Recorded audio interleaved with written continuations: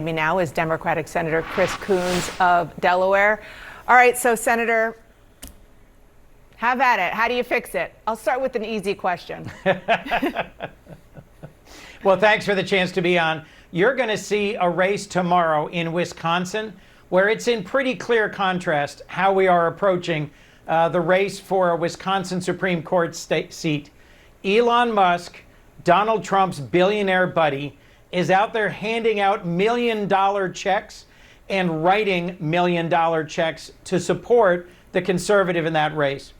Democrats, who I am optimistic will win, are fueling their campaign with grassroots volunteers, with small contributions, and with positive policy.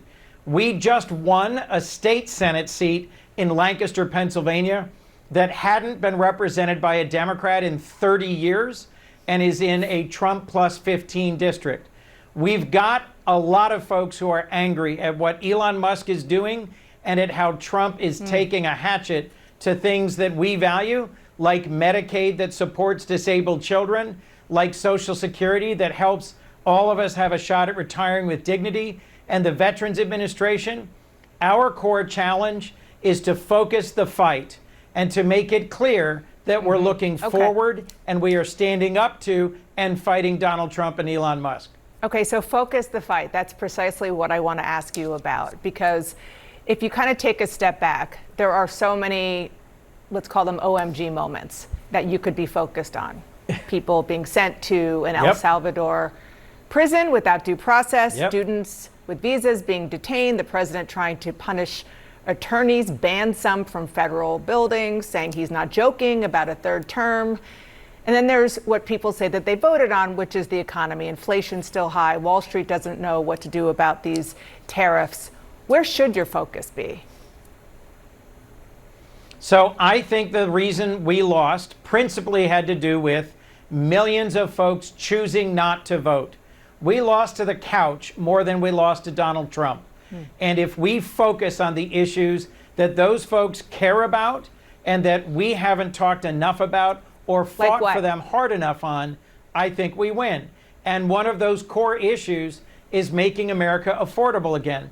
Donald Trump promised on day one he'd bring costs down. But the huge tariffs that he's going to impose this week will actually raise the cost of housing, raise the cost of groceries, raise the cost of cars. That's something your average American wants to see us fighting for, and we have to have a positive alternative vision of how we would grow jobs, restore manufacturing, and bring prices down. So stay focused on the economy and less about some of the ways that he is sort of grabbing hold of power and doing things that certainly you and others have questioned whether he has the ability to do or should be doing legally. I mean, to your point, it's a different outrage every day. Is he going to invade Greenland and destroy NATO? Is he going to go take back the Panama Canal? Is he going to run for a third term? Is he going to find some way to send masked agents around the country to college campuses and round people? All of these are alarming and legitimately concerning. But if we allow him to, like a matador with a bull, distract us this way and that way every single day, no one will know what we stand for and what we're fighting for. So this week and this month, Republicans in Congress are trying to pass a bill that would cut Medicaid in order to pay for tax cuts for billionaires. And the tariffs that Trump is imposing are going to raise costs for working people, not lower them. Focus on those 2 points, and we've got a path forward in a future. So as a member of the Foreign Relations Committee, I was going to ask next about Greenland. So I'm interested to see how you react to this, because this is something that the president is talking about over and over again. He said over the weekend, we'll get Greenland, 100%. I'll never take military force off the table, but I think there's a good possibility we could do it without military force. Are you saying you don't think he means it? Are you saying just insane. It's just insane.